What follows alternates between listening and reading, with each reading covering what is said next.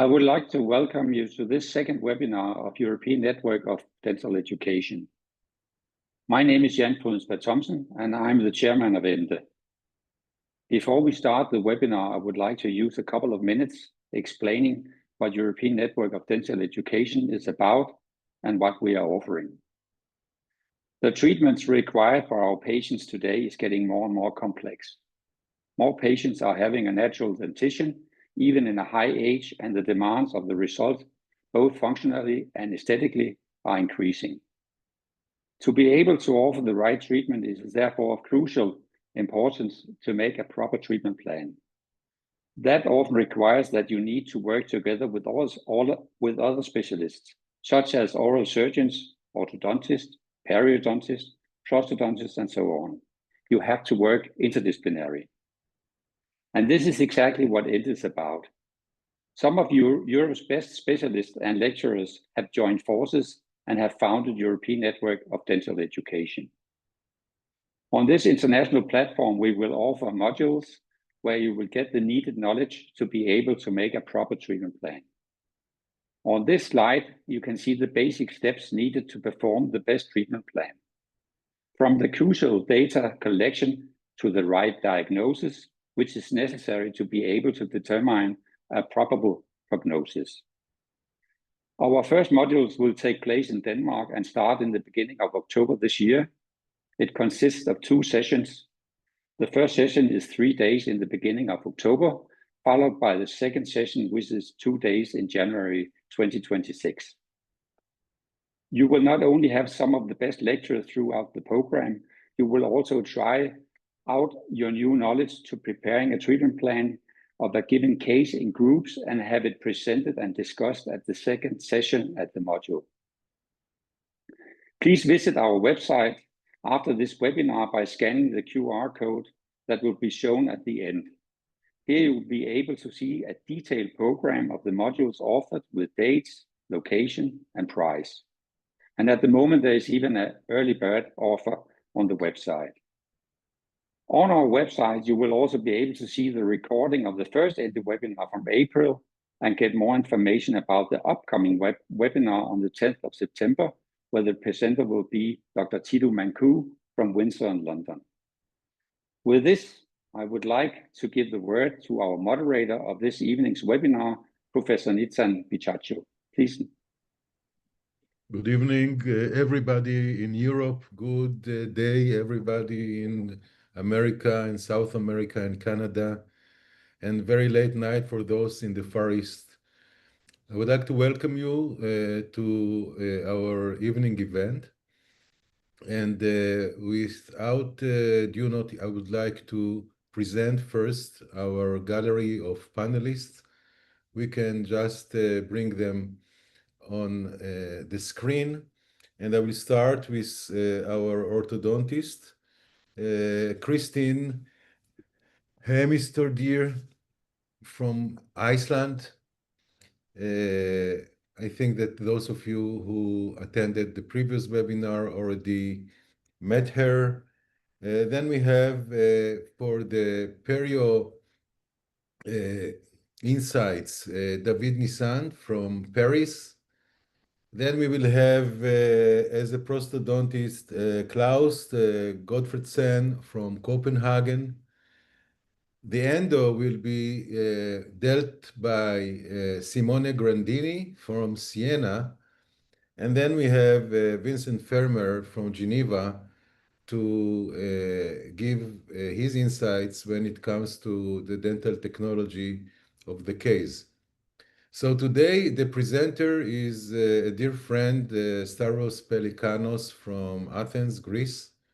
I believe that he is not somebody that needs to be presented in detail because I believe that most of you should have already met him and his fabulous work.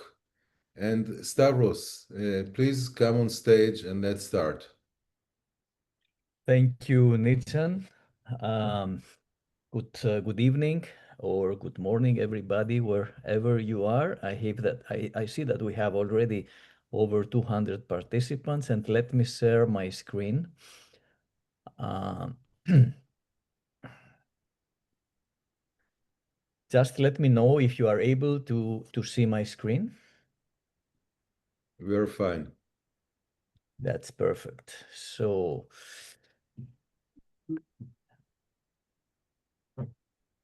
So 3 years ago, it's a very interesting case. 3 years ago, this girl had an accident uh, at the age of 29. She fall down the stairs. So this is a picture that I got from her actually, but I saw her only 3 months later. So Sophia, at the age of 30. She came to me 4 months later after her accident. So basically, her chief complaint had she wanted to improve her smile. And of course, when I took a closer view, medical history, completely healthy, no medications, non-smoker. She was a patient that had a good oral hygiene, visiting regularly the dentist. So the dental history was that during the accident, she lost the tooth 11, so the central incisor. At the same time, teeth 12 and 22 was congenitally missing, and an orthodontic treatment has been completed 12 years ago. Maxillary wisdom teeth were removed 10 years ago. So going a little bit closer and starting from the face and the extraoral examination, she seems to have an average smile line, a symmetric face, a very slight canting of her midline, dental midline to the left, but not something severe, and mouth opening, and was not no problem with mouth opening, no pain on the muscles. So basically, completely healthy. So now going intraorally, we start seeing some problems in her mouth. Some scar tissue, most probably because of the accident, a cleft at the tooth 1-3, asymmetrical, of course, gingival zeniths, composite restorations in the front 4 teeth. And tooth 11 was missing, as I told you, during the accident. I asked for her an older picture to show me. Unfortunately, I don't have this picture with me, but these recessions that she has, she didn't have before, actually. So she told me that these were after the accident. She had a Maryland bridge as a provisional, going from 1-3 to 2-3. And of course, these two canines were at the lateral position, as you can see in this picture. Intraorally, she had some caries in some teeth, as you can see in the red circles. These are the pictures, the radiographic examination that we did, the orthopodomogram and periapical pictures. We see some lesions for the teeth 1-6, 1-5, and number 21, and also at the tooth 26, which was previously treated. When we take a closer look, there is also an external resorption, as you can see at the right central incisor. Sorry, it's a left central incisor, number 11. And this was also in our hands during the radiographic examination. So dental status, some caries. Periodontally was nothing severe. If you no big probing depths, maximum 4 millimeters. Of course, noticeable are the recessions that she had, especially prominent at at the teeth 13, 21, and 23. Functionally, she was actually a class 2 patient. Maybe here you can see it better from the side views of my scans.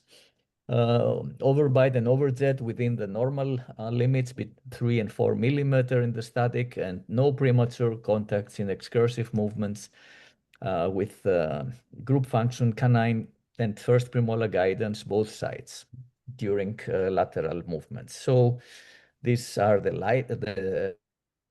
this is the functional analysis.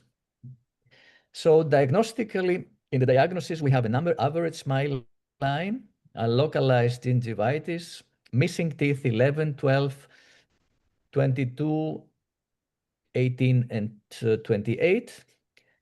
Caries in some teeth, scar tissue and cleft tooth 1, 3.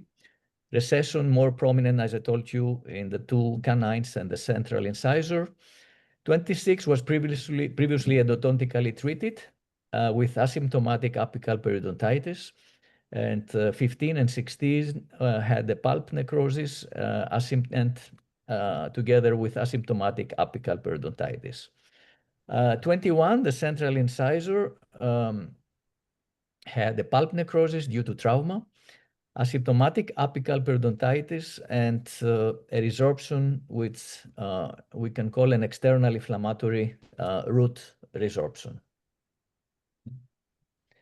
So all teeth have good prognosis, except 21, which was guarded due to the external resorption and the periapical periodontitis. And of course, remember that this tooth was because of the trauma, of course, had some issues. So I think Nitzan, one first discussion or could be about this tooth, because this is very crucial, tooth number 21, during the treatment planning.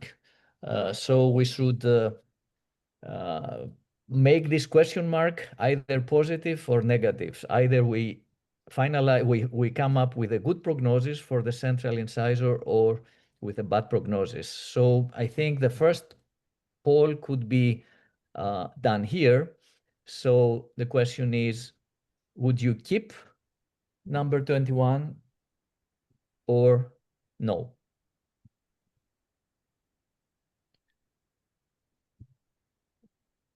So I think we should take the poll first, and we start here the first discussion, or how we do it. Yeah, we can take the poll, and meanwhile, Simone can start thinking about this specific tooth.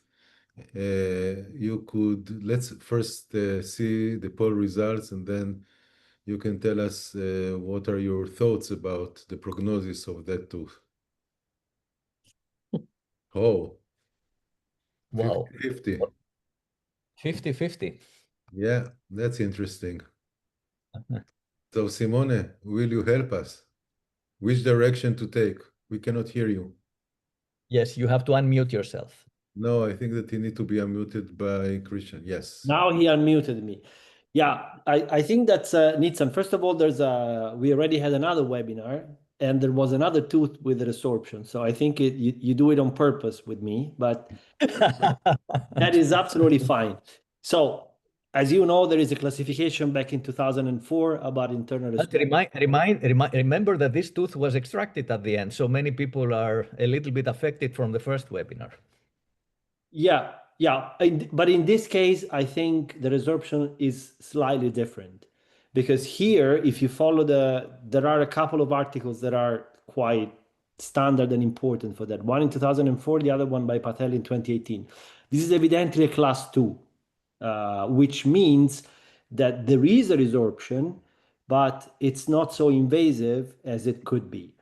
So I think that in this moment, I don't have, like, I can only give you my personal advice as an endodontist, but if we want to treat it together, we need to decide strategically, is this tooth is important, we want to keep it. Of course, I always think there is value in keeping a tooth, so I am a little bit inclined in trying to keep it, and there are ways to treat this tooth. The problem I see, and I would like to know David's opinion about it, periodontally, it's evidently involved, because after the trauma, I've seen the x-ray, there is an involvement even periodontally. So of course these teeth are not fantastic, but I'm asking you guys, like, my question is at this point, do we want a success for 70 years, or do we want a success for maybe 10 years or more medium term? But if you want just a yes or no answer, my answer would be I would try and keep it. Why, Simone, what will happen or might happen after 15 years? I don't And know. what- Like, I think if we might even think the patient is 30 in Itzan. So I think, I mean, we all know that an implant plays in a good way, has a very, very, very good prognosis. But still, if we can postpone the moment when we place an implant and maybe try and do something else, keeping in mind that that tooth, of course, that tooth doesn't have the same prognosis as another tooth. That's for sure. because of the resorption or Because of the resorption, because it's been extracted, because of the lesion, because of all because of the trauma, of course. Carlos, can you place the radiograph of that tooth? Yes, of course. I also think, Nitzan, that something we never keep in mind, and we should keep it in mind, when a tooth has a trauma like that one, there might be some fractures that are not evident on the x-ray, but that can be there, so you never know in the long term. Look at that. But that is somehow, in my opinion, it can be manageable. What do you think is the cause of the external resorption? Why the osteoclasts were activated by the I trauma? think if I'm not mistaken, the tooth was replanted, right, Stavros? No, it was not replanted. But anyway, the trauma, I think it's the trauma. Yes. Listen, the trauma, Severe trauma, for sure. the trauma that causes osteoblast to become osteoclast. That's always been. I mean, right now there is actually I am running a study right now on external resorption, and I see that there's a lot of relation, let's say, with some autoimmune disease, but in this case, I think it's more related to the trauma. And is it a dynamic process, or you would rather look at it as a static situation? It is definitely a dynamic process. I will be curious to see the x-ray a few months before. If you wait enough, that's going to become a class 3, and that's going to be very hard to treat. Okay, so if we remove the tooth, this is a no-brainer, but what would you do if we decide to try and keep it? Again, I would need the help from the perio guy here. The thing is, this is also necrotic, so a standard root canal treatment should be done. That by itself diminishes the velocity of the resorption, let's say. Only that already would be very helpful. But of course, that we know that in the x-ray it doesn't look like already in the pulp in the pulp system, let's say, but the radiograph always tells you something less than it is in reality. So it is a severe resorption, but still it can be manageable. So, David, what are Yes. your... I was calling David. I wanted your help. Come on, Yeah, man. I was just waiting for Nitzan to give me the mic. I fully agree with you, Simon. I think for me, the most important parameter is the 30 years old woman. So I would try to save these teeth. Of course, I think it's very important, as you mentioned, to have a shared medical decision with the patient, because obviously you cannot claim that you will be able to save these teeth for the next 20 years. It is possible that there is a root fracture as well, but I think that I would try to do my best to save that tooth. And I think that from the perio point of view, there is not a big deal to save that teeth. I mean, we can improve drastically the aesthetic outcome with the connective tissue graft. There is not a deep periodontal pocket. So I think from the perio point of view, I would definitely try to save that teeth and postpone implant placement as much as possible. Nitsan, both of you are talking about David, I implant completely agree with you. Nitsan, I have a very similar case that I treated with somebody that you know very well, Angelo Putignano, back in 2007. And I did the endo, he did the resto, and after 7 years of our treatment, it was a similar trauma, okay? 7 years after, she had something like this, 2014. Now in 2025, she still has the tooth in her mouth with the treatment, of course, of the cervical resorption. I know it's not going to be forever. I know sooner or later I'm going to have to do an implant, but still, I'm putting my hands in my pocket and I'm trying to buy some time for this tooth. That's my. I understand. It's interesting that both you and David are thinking of an implant as a replacement to the tooth. I'm not sure that this is the only way to solve the problem once it happens. But as I understand, both of you are in favor of keeping the tooth. At the same time, both of you are a little bit hesitant about the long-term prognosis, which means that if you keep the specific tooth, you will need to think about treatment that will take it into consideration once the tooth needs to be removed, right? Absolutely. We agree. Okay,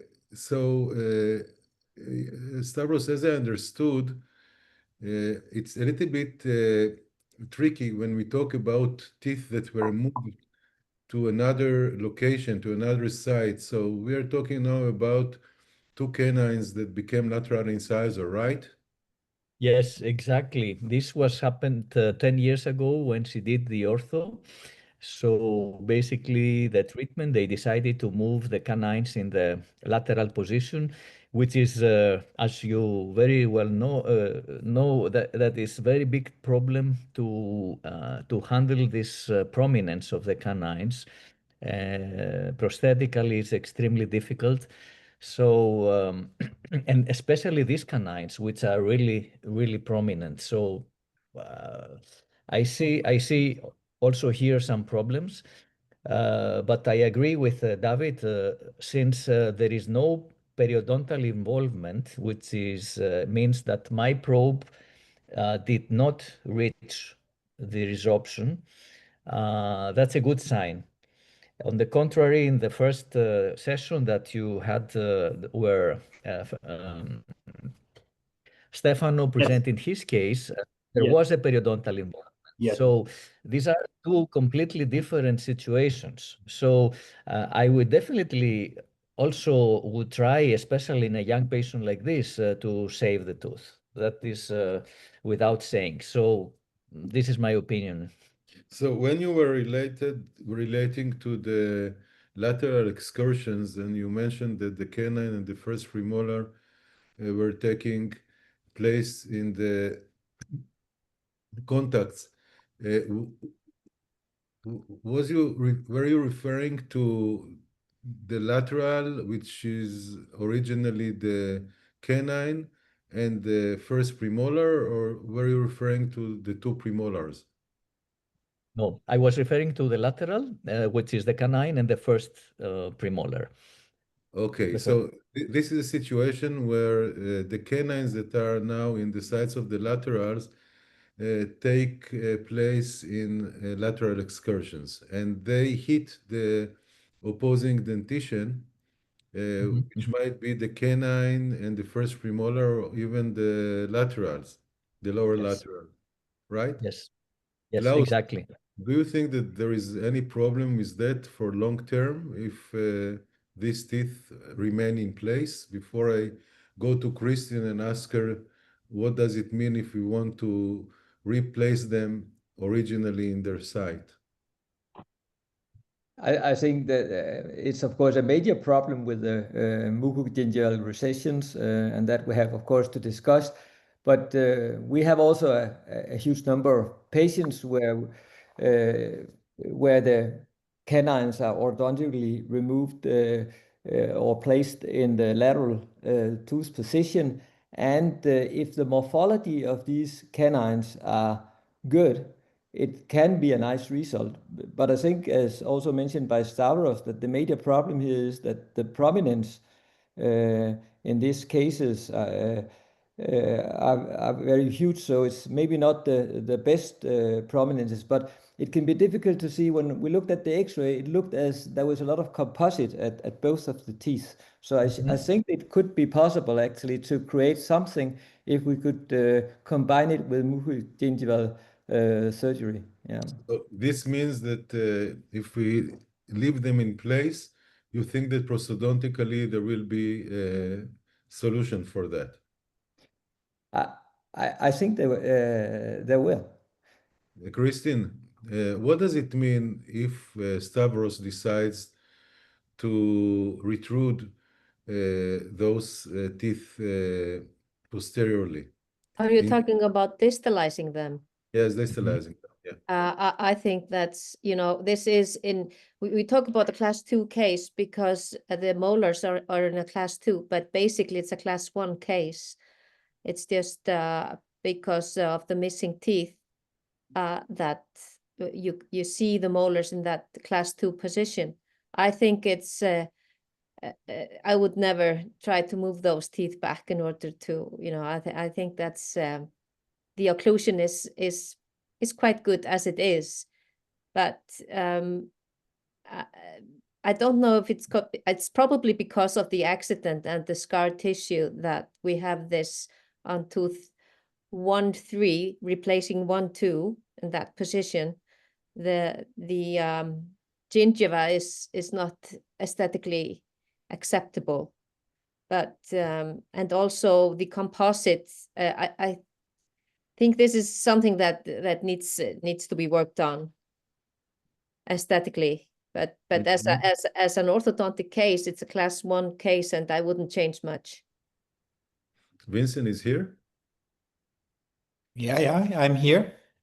So let's say that Stavros asks you to take care of designing and reshaping the canines into laterals, and you see that they're pretty bulgy, and you need to reshape it. What would be your limitations in such a case? I mean, usually what is the major limitation is that lateral is rather a flat tooth in its appearance. And then once you have this kind of pronounced buccal line angle that usually kind of contradicts this flat shape of a lateral. But I think in a case like this, once we could slightly recontour it on the level of the enamel, and most likely do any kind of recession coverage or something to shorten the teeth, because obviously tooth number 12 is really long towards the cervical. I don't see any limitations in order to do this with a proper veneer or partial crown, 3/4 crown, something that could really still maintain and preserve the enamel. And on the other hand, create a proper lateral in that sense. Mm-hmm. I understand. Stavros, Yes. would you like to keep on with the different options that you were considering? And if you can just try and go with two directions, one if you keep number 21 and one if you have to remove it? Yes. So of course, the first treatment, the phase 1 is, of course, root canal therapies on the teeth that we already had as with the pulp necrosis, 15, 16, 21, and retreatment of 26. Caries and old fillings were removed, new fillings were placed, and of course, we have to reevaluate the tooth 21 after the root canal treatment. So I think one question is, and we always have to think, is what will happen if number 21 is going with a bad prognosis. So then we will have two central incisors missing. And of course, we have two different approaches. If prognosis of 21 on the right side becomes hopeless, then should we consider orthodontics or without orthodontics? And the second question is, if prognosis of 21 becomes good, should we consider orthodontics or without orthodontics? And when I'm talking about orthodontics, is not only the distalization of the canine, because Christine, I totally agree with Christine that it's not an easy movement, and patient has already a relatively good occlusion. But one thing that came also in my mind is extrude the canines to reduce the prominence of these teeth in order to become a little bit smaller. So I think we have one poll if the prognosis of 21 becomes hopeless. So this is, sorry, I have to go here. Exactly, this is the question. If 21, let's start with the 21. If 21 becomes hopeless, then we have these four options.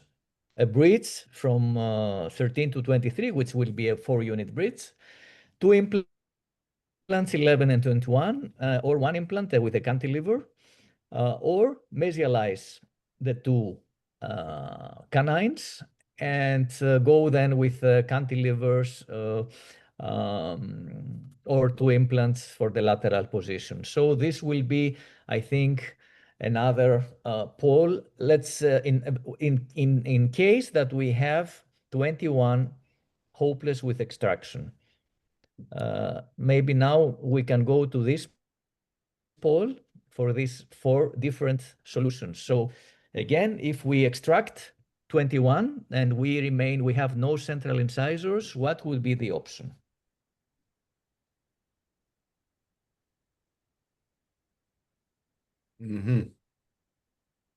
So implants are still in the hype. Yes. Well, that's interesting.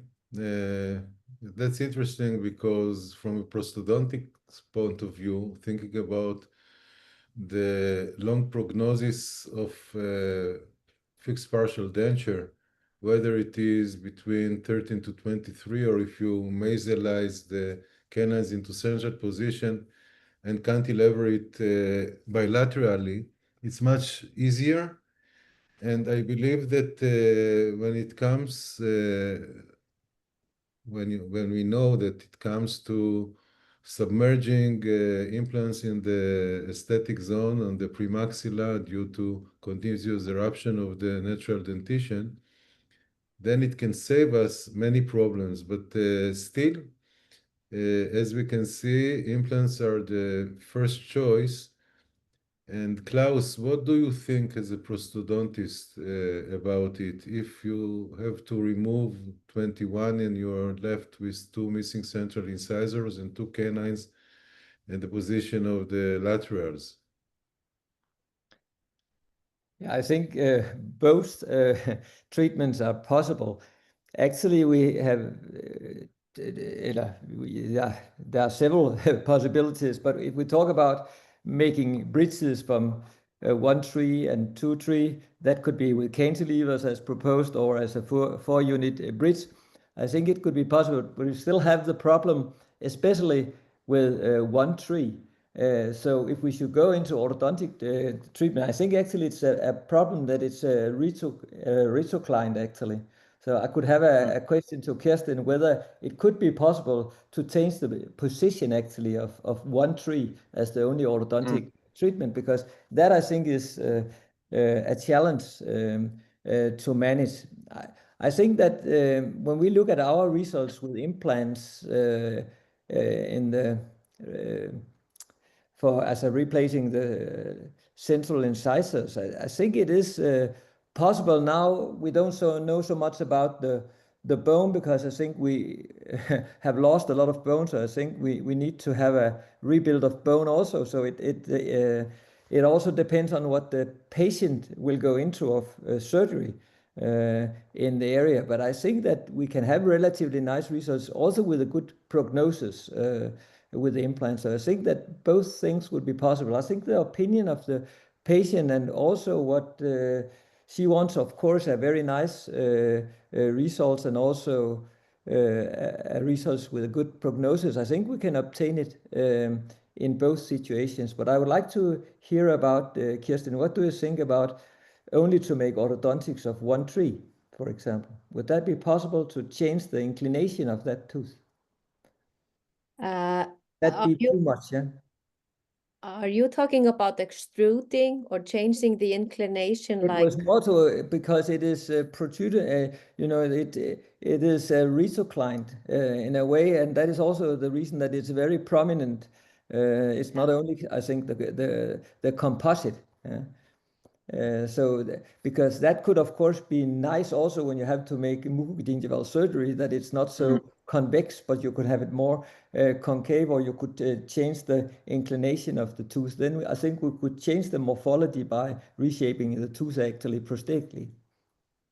Kerstin, the question is if we are missing two centrals, because now we are in this scenario, just to help you, if we are missing the two centrals, the question from Klaus is if we can orthodontically position the two canines in the central position, or one of them or both of them, and if this could help in the prominence and in the soft tissue appearance. So you're talking about mesializing the canines into the central position? Yes, exactly. Either one or two of them, because you can also mesialize only one of them and have a 4-unit bridge, one pontic and one cantilever. So and I think it's a basic question also. How is the bone? Is it possible to put in an implant in the central incisor area? I mean, it's theoretically it's possible, but the question is the patient ready to undergo another orthodontic treatment in order to mesialize these canines or one canine? And of course, then you would have a complete different situation with if we say, for example, if 1-3 would be situated in 1-1. But I would really question if the patient is ready to go through that procedure. That was not my thought, but it was one of the proposals. But I was thinking, I think it's a little bit from a prosthetic point of view, it's a problem with the inclination of especially 1-3. But of course, that could be managed from a prosthetic point of view, and it could be managed also, as mentioned in the proposals, by having two cantilever bridges based on the canines, because you have a very good retention on these teeth, and then you will shape them anyway by the preparation. I don't know, she's relatively young, so it's a very invasive procedure actually to do that.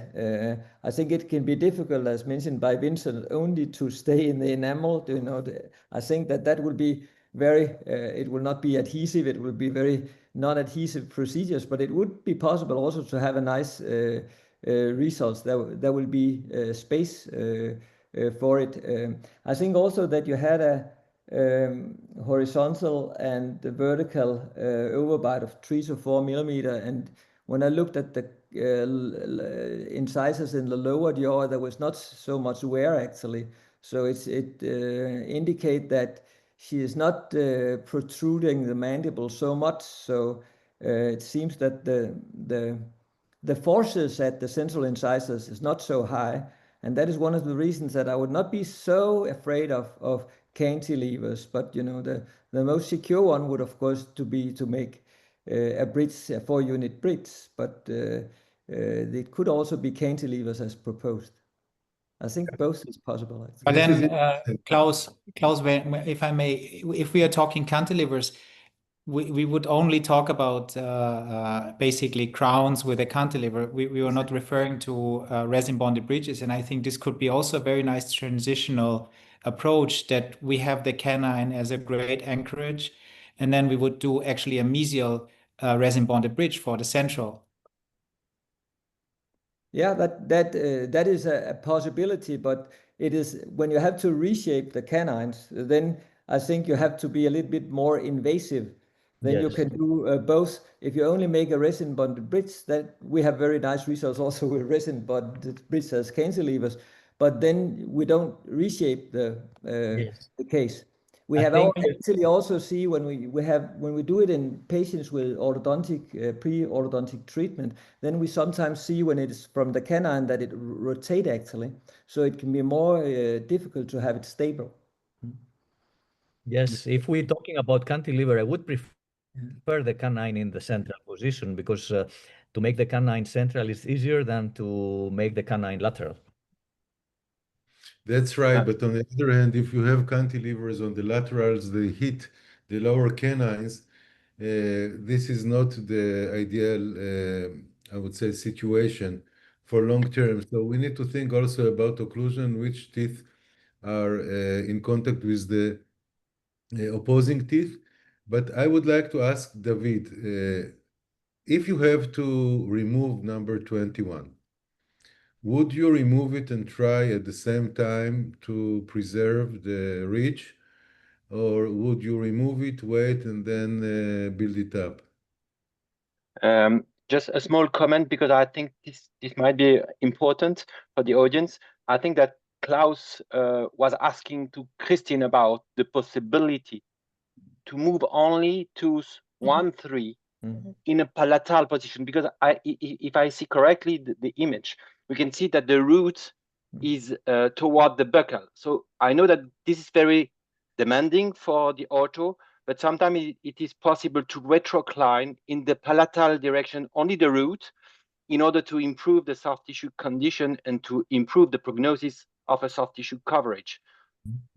So this is just one comment, and I would love to hear Christine later on. Just to reply to your question, Nitzan, I never perform socket preservation in the aesthetic zone. So in that particular situation, I would not graft the socket. For me, there is two options in the aesthetic zone. Either you have the best condition for an immediate implant placement. I think this is not the case at all. So I would most probably extract the tooth, maybe take the opportunity to do the anesthesia to graft the soft tissue in all the area to improve the soft tissue condition, thinking that most probably a guided bone regeneration will be needed at the time of implant placement. So I would really do a very simple extraction and the connective tissue graft on all the adjacent teeth. All the 4 teeth, including the new socket. Nitzan, sorry, if I may, there is a question from the audience that actually is quite smart, I would say. They are asking why not a CBCT at this stage? Wait. The audience should wait. We all should wait. But you're right. You cannot take any decision without having the full data. So maybe, you know what, Stavros, let's keep on and see what you have in your pocket. Just to add a comment, I totally agree with David.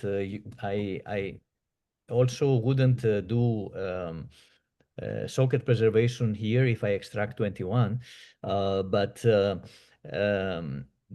whenever I do like a soft tissue graft in cases with recession, David, the more I see scar tissue. So I don't know in which way you would do the soft tissue graft in case of extraction of 21. No. In fact, just taking into consideration the patient, I would try maybe to include. I mean, if you just decide to extract the tooth, I would just extract the tooth, place a collagen sponge, and wait for the soft tissue healing. But then, exactly. In the treatment plan, you may think that, okay, I have to do the anesthesia in the anterior zone, so I can take this opportunity to to do the root coverage on tooth Okay. 1, 3, and also on tooth 2, 2. Of course, on tooth 21, you will have to improve the soft tissue, but not at the time of the tooth extraction. Sorry if I was not Yes. clear. Okay, I have a question. Wait, David, Yes. why not augmenting the tissue with a graft before removing 21, using the existing root as a pillar that will help you to maintain graft also on that area, and only then remove 21 when the scaffold is much nicer. What do you mean? You mean cutting the I mean mean- that you have to, let's say that in this situation, you need to cover number 13.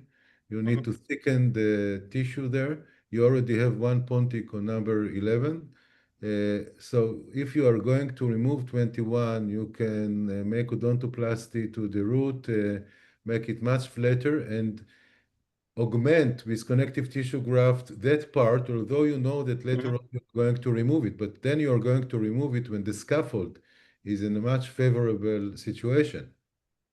Yes, this is also one option. I think there is several options in order to improve the soft tissue. I think the way you will temporize the case is also important, of course. But I think that for a young patient, we try to do as much as possible during the same surgery. So in my hands, I would extract 21 and do the connective tissue graft on 22 on tooth 1, 3. Weight, and depending on the bone, I will decide for the timeline of the implant placement, knowing that most probably you will have to place the implant, do a guided bone regeneration, and at the same time a connective tissue graft. But of course, you can improve it by doing by keeping the root to improve the soft tissue healing. It's an option. I'm just afraid that once you remove the tooth in this situation, the resorption will be huge. The defect will be very, very large. And I believe that if you can start with improving the scaffold before you remove the tooth, then it will be easier for the periodontist or the implantologist to manage it later on. But it's a matter, I agree, you can go this way or that way. So if we are going to remove number 21, we are remaining with two missing central incisors. And if we are not going to crown 13 and 23, what would be the provisional restoration clause? Yeah, it's always a challenge with the provisionals. I think actually it was originally not a Maryland, but a Rochette bridge, bridge where they don't prepare, but they have the retention through the holes in the wings behind. And of course, you can see it's not extended as a Maryland bridge, so it's a non-preparation bridge. I don't know whether it has fallen out a lot of times, but it is much easier to remove a Rochette bridge than an Maryland bridge. So it would be possible actually to use when you have extracted the 2-1 to maybe use the same one with a or to make a new one if she has good experience with it. But of course, when you come into the phases where you have to do surgeries, then you also need to have it removed. So I think you have to tell the patient again that you cannot have the resin bonded bridge all the time. You must also have a removable prosthesis as a temporary for some part of times. That is the same challenge we have when we talk about implants. It's very difficult to place and remove a resin bonded bridge in the same positions. But I think it could be possible with a resin bonded bridge. It depends a lot of the patient. It would be easier for the dentist if it was a removable prosthesis, I think. Yeah. I agree with you, but you know, today our long-term experience with Rochette temporary intermediate restorations is very good. Many times we use glass ionomer, not resin, to cement it, not to bond it to the tooth structure. It depends, of course, on the shape of the teeth and the occlusion. But even when we use resin to bond it to the enamel, we keep on taking them out for any surgical procedure then many times shorten the pontic bases, place it back, then lengthen the pontic after initial healing of the surgical site. So for us, Rochette bridges are the first choice for this type of intermediate restorations. Vince, please. Yeah, I fully agree. I think as it works so well in this case, and it obviously has worked for many years like this, the Rochette I would really love to just maintain it. And then for these transitional periods, in order to overcome this issue of constantly shorten it and rebuilding it, what we try to do in those cases is just offering an Essex retainer for the first critical days that you can really take out of any contact, and still it allows the patient to have a more or less kind of secure provisional without any clamps, easy to wear. And today it's, I think, quite well accepted by the patient because it's like an orthodontic appliance to some extent. So they're very, positive towards that. I guess the Klaus was referring to some kind of an Essex retainer as a removable. Yeah, I think we call it the snap retainers as they use in orthodontic, where we put in composite. I think it's a good solution. We actually made also a comparative study where we have fiber reinforced bridges, but there we have the problem by placing and replace them. So we don't have the same good experience as with the Rosette. So I think the Rosette bridge is a good one for temporary restoration. I fully agree with that. Okay, so the last thing before we continue to the option that we do maintain, number 21, is for David and for Stavros. We know that a single implant at the premaxilla can create some aesthetic and functional problems in the long run because of the continuous eruption of the natural dentition and the submerging result of the crown on top of the implant. But when we talk about a single implant with a cantilever or two implants at the central incisor site, do you think that the problem is it of the same magnification, or do you think that because we are talking about two centrals with one central papilla, even if the laterals and the canines keep on erupting, it will not create such an aesthetic problem? What do you think, Stavros and David? Stavros. Yes, Nitzan, that's a very, very good question. Actually, in case of two missing centrals, I would go most of the time for two implants. Two implants because, as exactly you said, and I did quite a lot of cases with two central incisors because both of the implants are positioned in the center.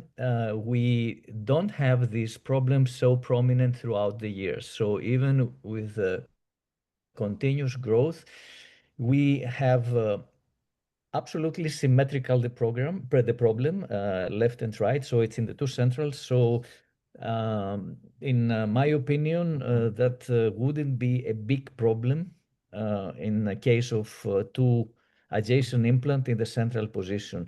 It's more the problem when we have implants on one side of the mouth, like central and lateral implants, or with cantilever.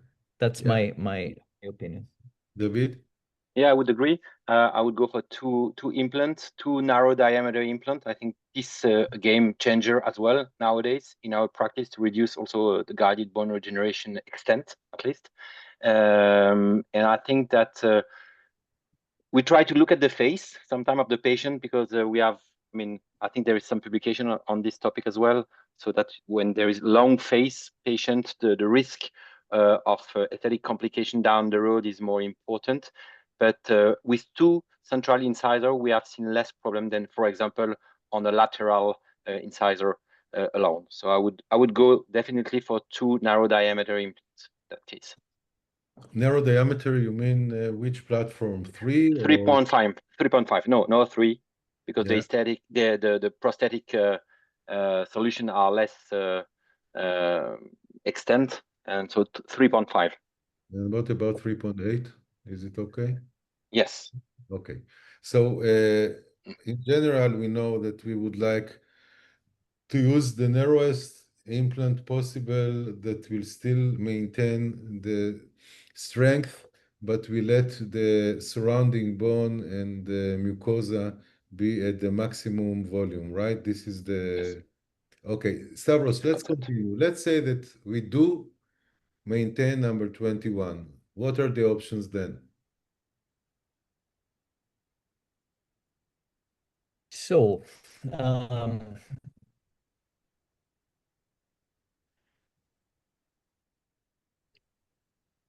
if prognosis of tooth 21 becomes good, then if we don't do any ortho movement, we can place a single implant on 11 with crowns 12, 21, and 22. And the second option is we do a cantilever bridge 11, 21 and crowns 12 or 22. So this would be one pole if we don't use any ortho. So let me just repeat it. You can either crown the existing 21 and cantilever it towards the missing 11, and Exactly. then the laterals that are originally the canons will be reshaped by crowns or by veneers, or you place at the missing central an implant, and then you crown or veneer or three-quarter, whatever, the adjacent teeth, right? These are the two options. Exactly. Okay, let's see what our audience think. Again, you see, Stavros, we are at the implant area. And it there might be a good reason for that, but this is interesting. So about 2/3 of the audience would go for an implant placement. But then let's say that this is also your choice. You need to take some care of the teeth around it. And don't forget that we have already a huge recession on number 13.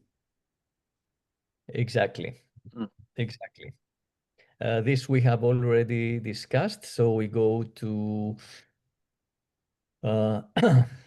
sorry about that.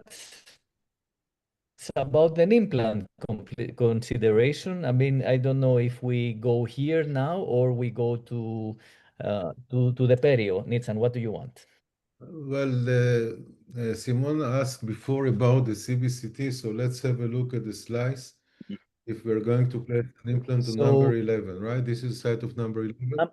This is number 11, and as the patient told me, during the accident or when the accident was, they treated her, they put also something inside.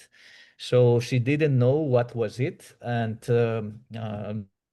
this is the radiograph that I have when I saw her. So actually, it seems that there is some bone there. I'm not really sure what kind of bone this is but this is the radiographical, the cone-beam CT of the area of 20 of 11. 11. So, yeah. 11. So there are three options here: implant placement with GBR, implant placement without GBR, or GBR followed by implant placement after 6 months. Okay, so either you first augment the ridge with a GBR, wait and then place the implant, or you place the implant simultaneously with GBR, or you just place the implant with no GBR. Exactly, exactly. Okay, let's see now what our audience would prefer. Again, half and half. GBR is by far, by more than 90% of the audience, the additive treatment of choice. And the question is whether to do it before implant placement or simultaneously remains about 50-50. And 6% would do implant placement without GBR. Yeah, that's okay. Very interesting. Yeah, I agree. So let's continue. So then the period consideration here, when we are, let's say we are keeping the number 21, is how we do the recession coverage. We have two options, the coronally advanced flap and the tunnel technique here. So maybe we can do also a poll here.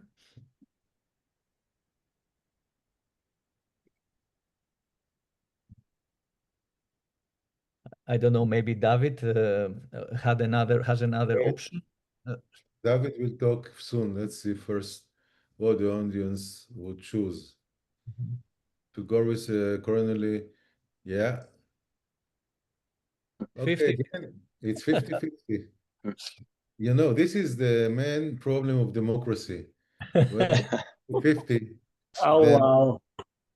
who is going to lead?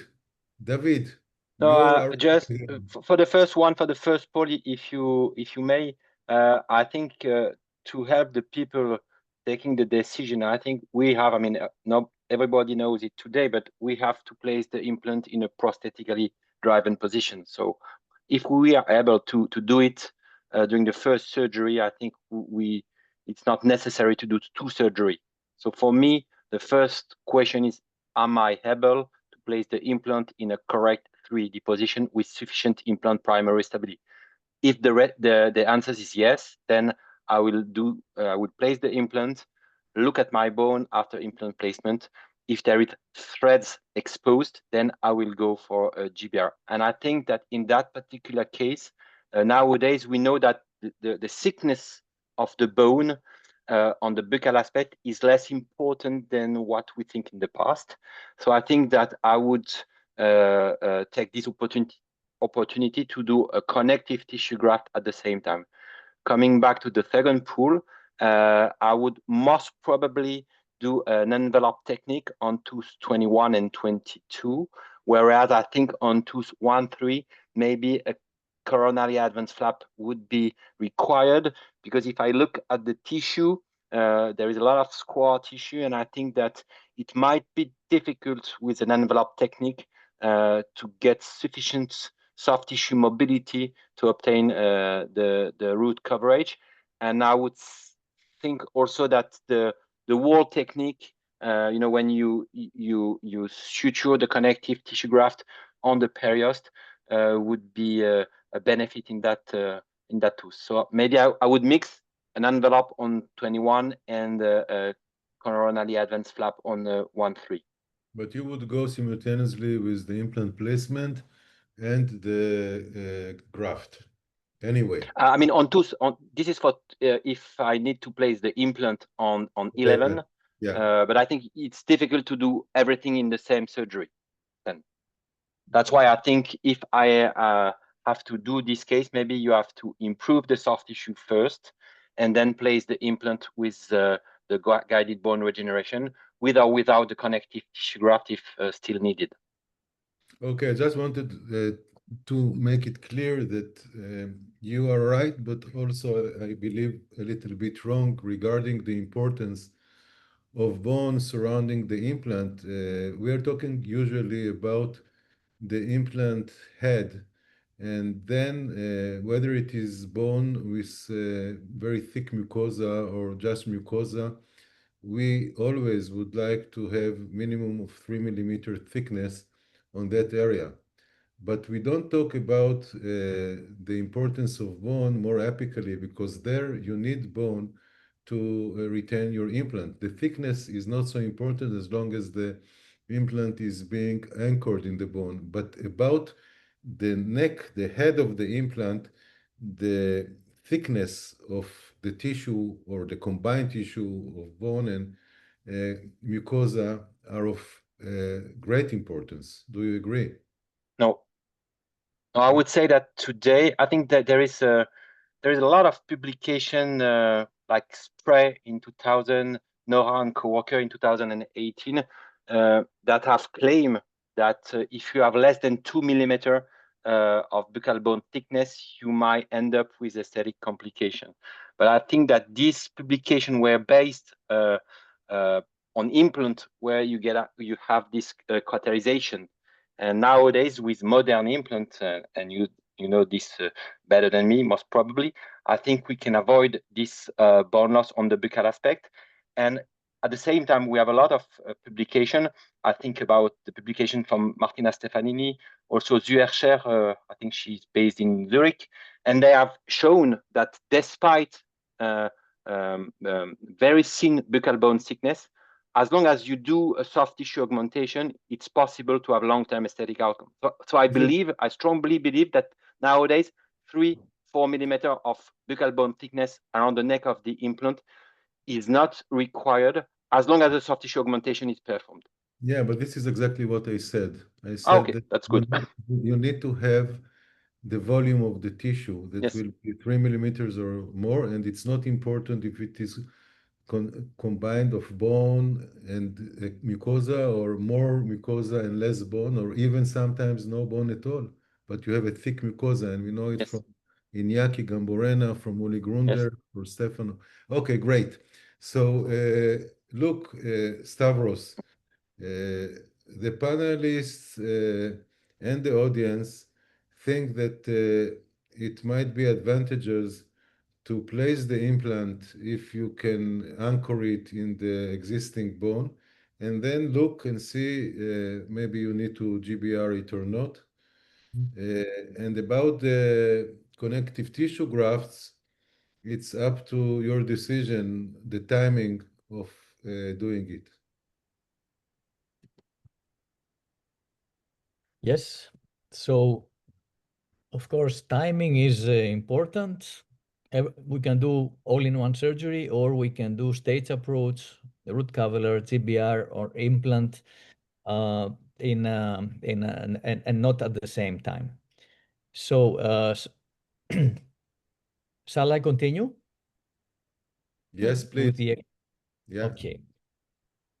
So regarding the root canal treatment of number 21, and I think Simone also mentioned this literature from Patel. Yes. I think this is the literature that you mentioned, Simone. Absolutely, if yes. I'm not mistaken. Yeah, Stavros. Yeah, that one.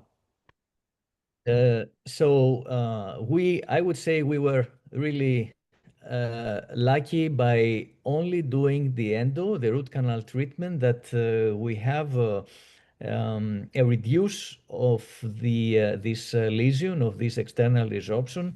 I really don't know if this is a new PDL or some bone apposition, bone replacement. Maybe Simone, you can tell something here, but I really have no idea what is this, but it seems to be reduced. Stavros, I think very, very quickly, I think that reducing the bacterial load in the canal might have an influence on how the osteoclasts are working on the outside. And this is a very stabilizing option, I think. So yeah, I didn't, like everybody knows, we don't know the case. So I was just elaborating, and you proved me right this time, which I'm very happy about. No, you were right. You were right, and I was also very happy by seeing this. Absolutely happy. Super result. Congrats.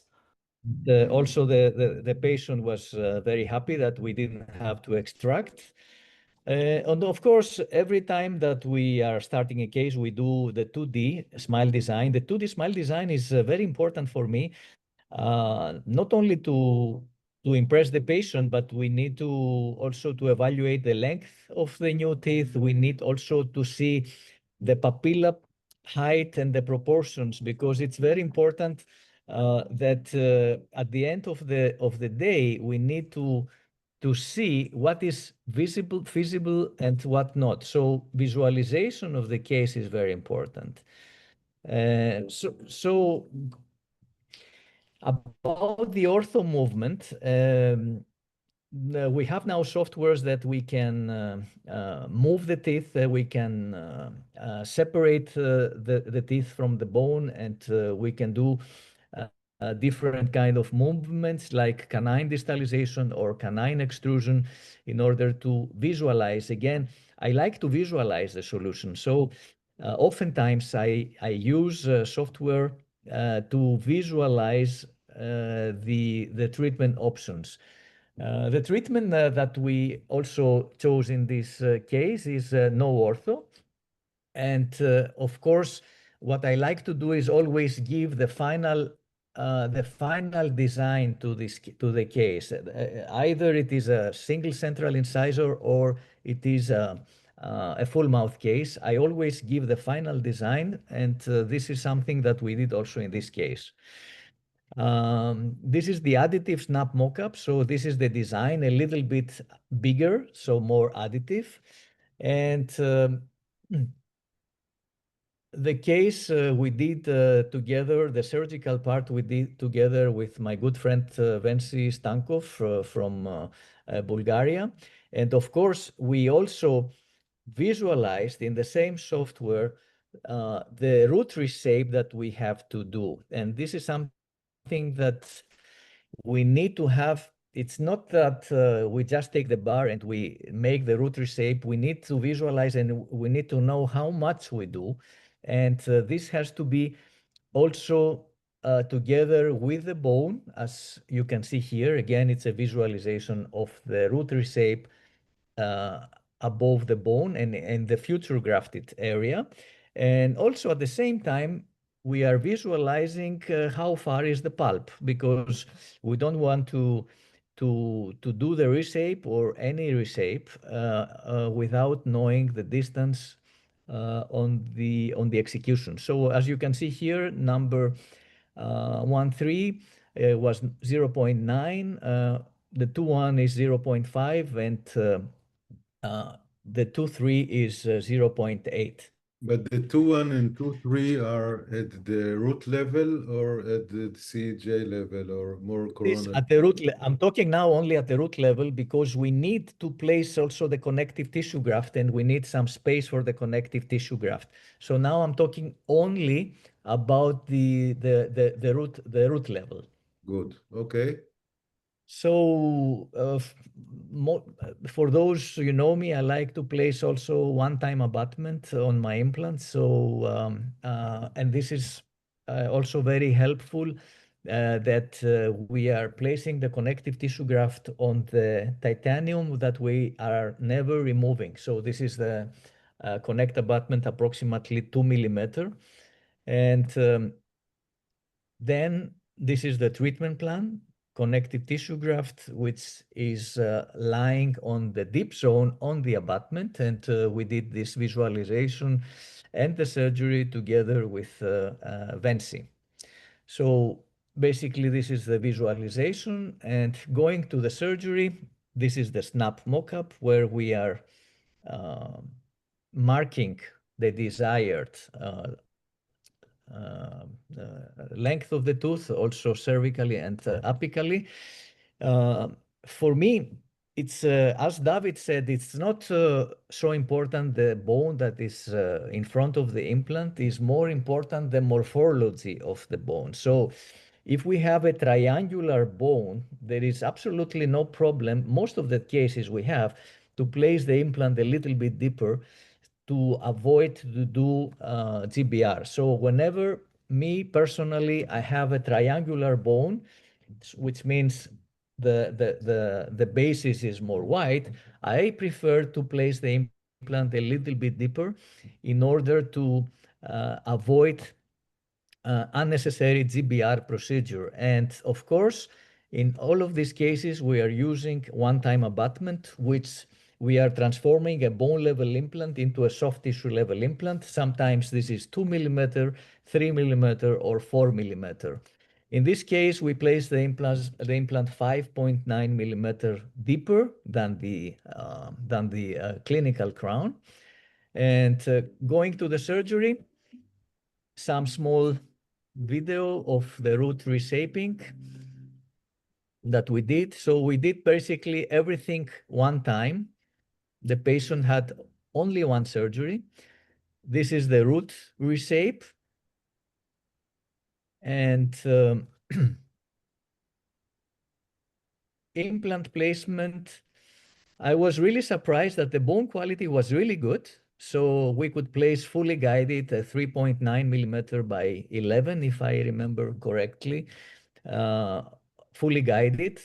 And as you can see here on the left video, where I'm placing the implant, while Vensi is doing the soft tissue graft. Implant stability was really good. Whenever I take the ratchet in my hand, it's more than 30, 35 Newton per centimeter. And this is the one-time abutment which I use always almost in the bone. So this is the way that we are working. And this is the suturing after surgery. And this is 2 weeks after. We keep using the Rosette bridge as a provisional. This is after 2 weeks. And now we come to another problem that Vincent already mentioned, that due to the prominence of the two canines, it's very difficult to transform them into laterals. So again, a 3D design, the actual design of the case, as you can see here, is inside, which means that we have now to reshape the tooth. So the design does not fit practically in the tooth structure. So what we did, and for me, the best way to reshape tooth is going with vertical preparation and to use monolithic zirconia restoration, because for me, zirconia is one of the best materials that we can use when it comes under the soft tissue, under the sulcus. And in that way, we gain also not only more space, but we gain also more space, not only buccally, but also mesial and distal. So this is now the second provisional after the vertical preparations. And then in here, you can see that we have much more harmony on the two laterals. So it's time for impression.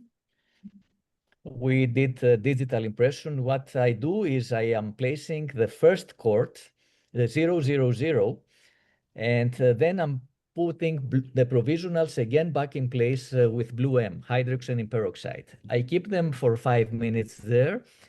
And then this is the second cord, as you can see here, the number 0. And again, I'm placing the provisionals, pushing the cord for 5 minutes.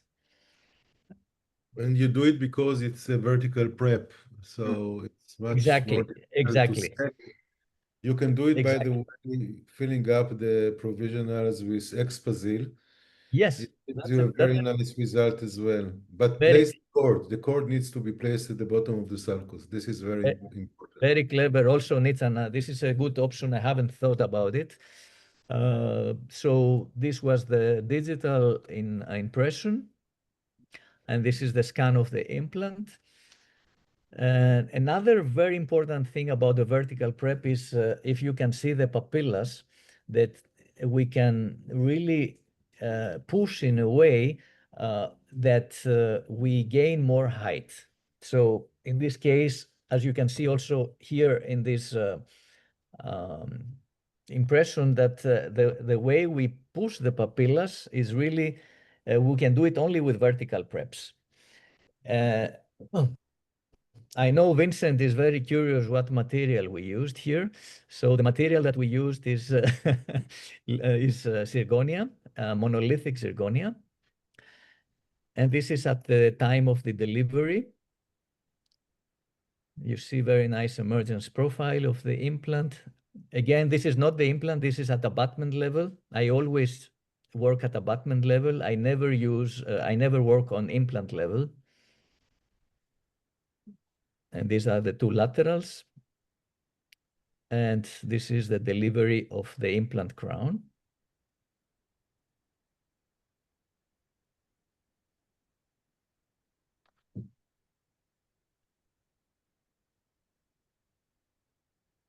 And coming to the end of this case report,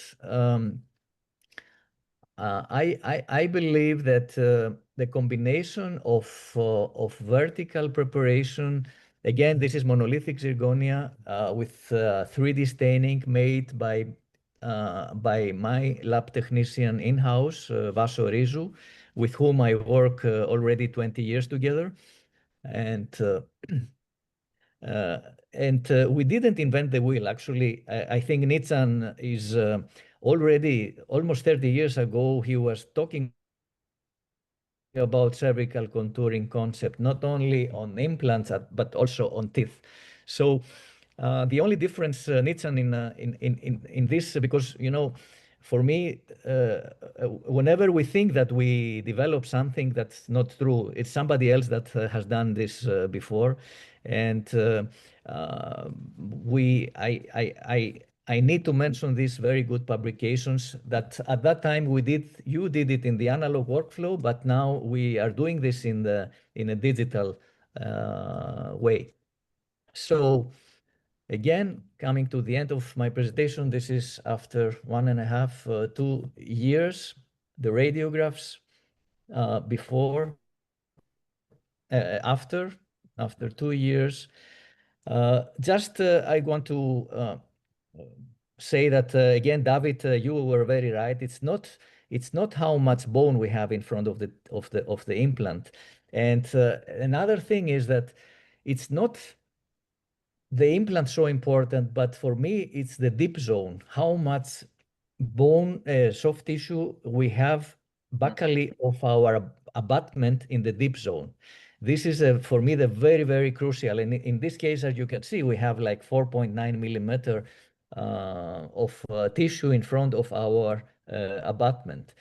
And I think the patient was quite happy because we managed to make a nice smile. And these canines, actually, they don't look now like canines, but they look like laterals. So that was the case. Stavros, thank you very much. Beautiful result, actually, from every point of view.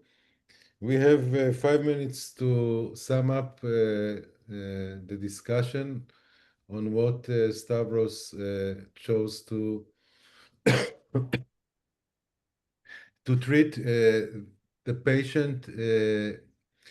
I would like just some summary lines from each one of you. Let's start with Klaus. I believe that you can actually control the papilla even if you have a horizontal finish configuration, not only vertical.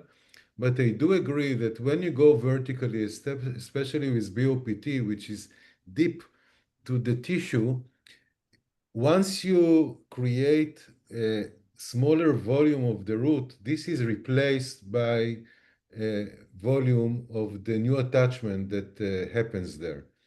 And then it is easier prosthetically to manipulate this thickness of I call it usually the biologic chamber by the restorative chamber. So vertical preps, or more specifically BOPT, if you go deeper, are very interesting options. What do you think, Klaus?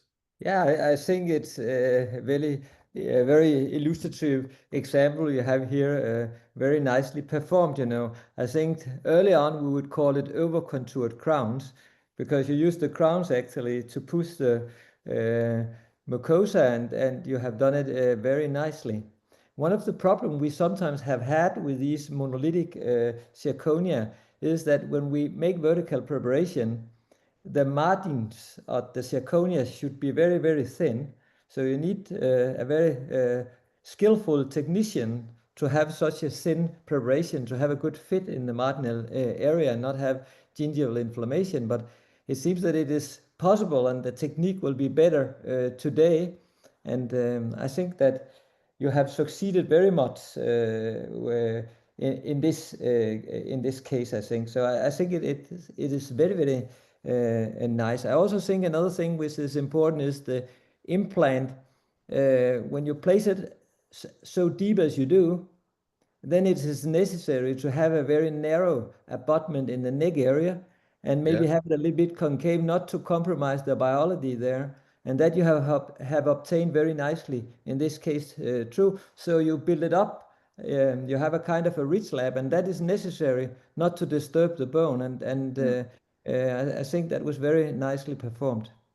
I agree with you, Klaus. Thank you. Vincent, Klaus just mentioned the some not limitations but challenges when you work with vertical preps with actually no finish configuration. By the way, there is nothing like a chamfer finish line or finish line. A line is a line. The question is what is more coronal to that line. So we talk about the configuration, whether it is a chamfer or a shoulder or a vertical prep. But this was just between us. So Vince, what do you think?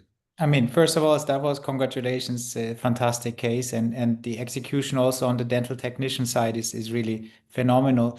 I mean, it just shows, you know, when we present cases like this, or when I'm listening to such a wonderful presentation, it looks like that those things they fall off of a milling machine, and that your dental technician, you know, as it's like, let's call it semi-monolithic with this kind of micro texture and micro veneering.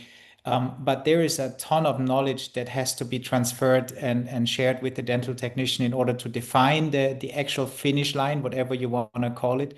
And then there's also a lot of manual work associated to it in order to get this precision and that smooth and high gloss polished final prep line or definition of the margin of this restoration. I'm very happy to see that zirconia was used, as I think it's in this type of scenario also balancing it between the zirconia implant restoration and then, you know, trying not to bring in another restorative material just simplifies the whole thing. If in the future something has to be changed, if, you know, the other central fails at one point, it will be much easier to in a way recreate this then missing central incisor than if you would have had a very sophisticated individual veneering.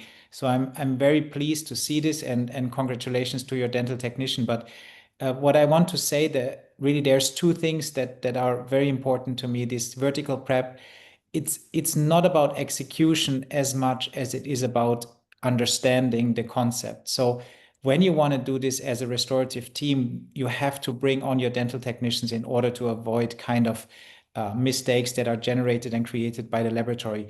Not because we in the lab, we want to do something in a sense wrong, but it's just, you know, we are missing this part in our education. So you just have to have and share this knowledge with your technicians. I think, Vince, that when it comes to any collaboration between the prosthetic component and the living parts of the mouth, which are the soft tissue and the bone, the restorative dentist and the technician should collaborate very, very closely, whether it is a vertical prep or any type of horizontal prep. This is imperative because otherwise you cannot predict the influence of whatever shapes you choose to do subgingivally or submucosally. And the collaboration is of primary importance. And as Stavros mentioned, and Klaus also mentioned that you did, when we talk about zirconia as a material, we talk about polished zirconia, not glazed zirconia, when it comes to the subgingival or submucosal areas. This is important to know. Simone, your final closing remarks, please. Well, first of all, congrats to Stavros and all his team for a wonderful case. What I was saying at the beginning sticks into my head. You can never know what's going to happen to that. I'm talking about the endo side right now. You never know what's going to happen to the 2.1, but I stick to what I said at the beginning. This is a very good result. Whenever there's going to be a problem on the 2.1 because of you know, sometimes the osteoclast can go back in place and maybe disturb the final result. You did what the old Roman Emperor Caesar did, divide et impera. So you have divided everything and still you have one problem on a single tooth, which is always a very good idea for me. So you're right. Plus, there is an adjacent implant that you can always use and an anchorage. You can submerge the root if it has to remove part of it, not all of it. There are many, many ways. It just prepared as a Nitan, for a contingency. I do believe one thing. You cannot guarantee this result for 100 years. But course. what you can do is be in the best position to, react to whatever's going to happen. And I think this is the best option. This is the best treatment that could ever be done to this case. So I agree. shout out. David, please. Yes. Thank you very much, Stavros, for sharing this case and this amazing result. I think you, at least for the audience, you bring a very important and strong message that I love.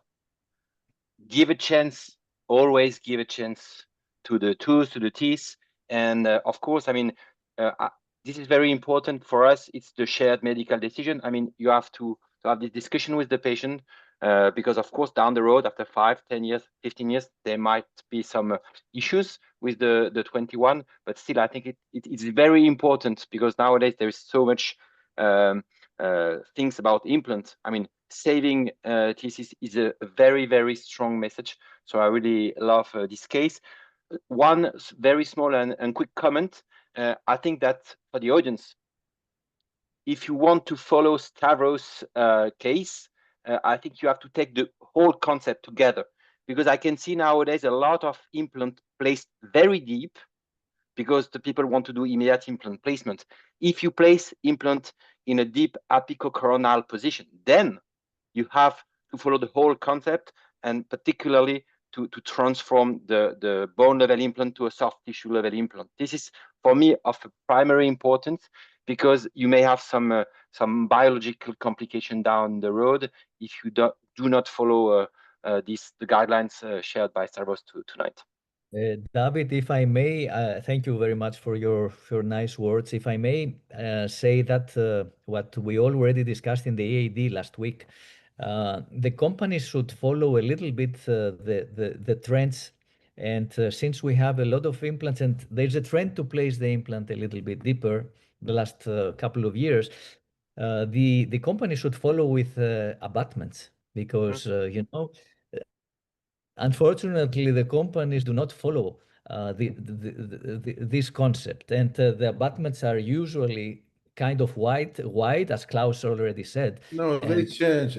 Stavros, I think that the companies already understand what need to be done. It takes some companies longer than it should, but companies do understand. The problem is not only the shape of the prosthetic components, but also the connection. You cannot place the implant infracrestally if the connection is not very tight, and you can seal it completely. There are several issues, but as David mentioned, you need to understand the whole concept and then to choose the right instrument and tools to be able to deliver it. And we will finalize it with Christine.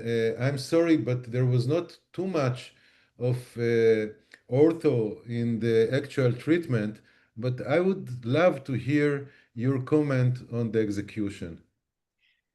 Oh, congratulations, Stavros, on this great case. It really looks better now than I'm not going to say that she's lucky that she had this accident, but it looks really good.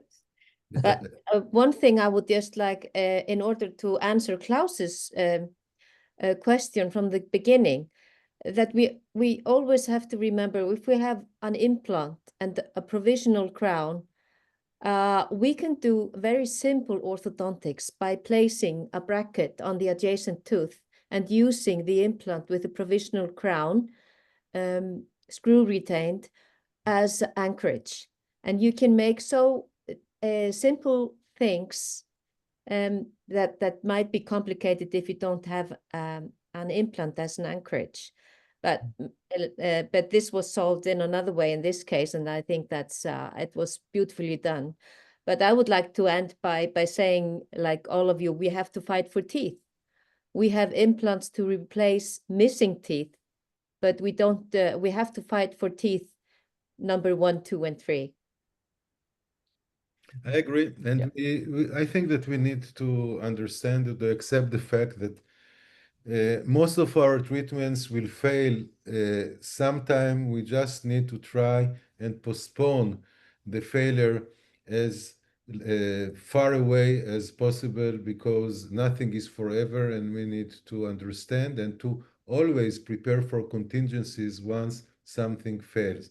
And this is very important. The more accurate we are, the more knowledgeable we are, the more meticulous we are, I believe that we can postpone the upcoming failure for many years.